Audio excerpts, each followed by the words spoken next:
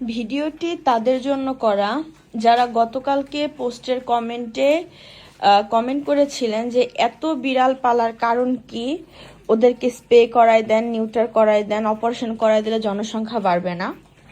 এই বাচ্চাগুলো কিন্তু বেশিরভাগই প্রায় 80 থেকে 82% বিড়ালের স্প্রে নিউটার করানো।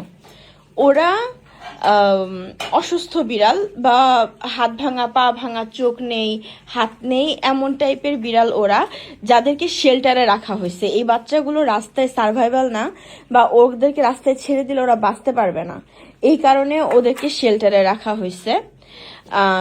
এখানে কাউকে শখ করে রাখা হয়নি। অনেকেই প্রশ্ন করছেন যে এত বিড়াল পালার মানে কি।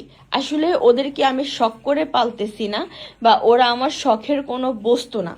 ওদেরকে হচ্ছে মূলত রাস্তায় ওরা বাঁচতে পারবে না বিধায় ওদেরকে একটি শেল্টারে রাখা হয়েছে।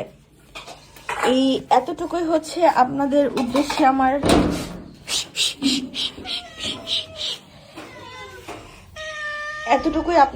উদ্দেশ্য বলার জন্য ভিডিওটি করা। যদি আমার কোনো ভুল ত্রুটি হয়ে থাকে মাফ করবেন, আপনাদের জানার সুবিধার জন্য আমি ভিডিওটি করছি। এরা সবাই আমার শেল্টারের পঙ্গু মানে অচল হয়ে যাওয়া বাচ্চা। দোয়া করবেন বাচ্চাগুলোর জন্য। আমার শেল্টারে মোটামুটি 100+ অসুস্থ কুকুর বিড়াল আছে, যাদেরকে আমি শেল্টার দিচ্ছি। দোয়া করবেন আমার বাচ্চাগুলোর জন্য এবং আমার জন্য। শেল্টারের ঠিকানা হচ্ছে সাভার নামাবাজার ব্রিজ পার হয়ে বাঁশের পুল, বটতলা। সরো তো বাবা, সরো।